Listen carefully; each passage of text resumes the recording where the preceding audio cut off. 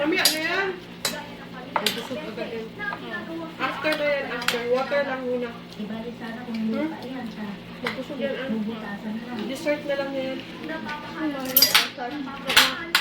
Hindi mo may dessert. Sabi ko kumain yan.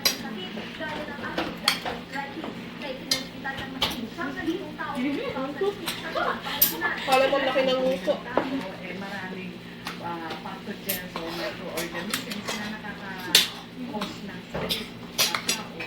And hindi lang sa tao, no? Pati sa hayop, nagkakaroon ng sakit.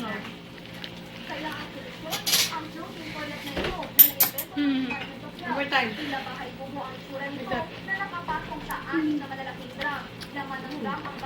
Sarap ba yung kare-kare ni Mami na?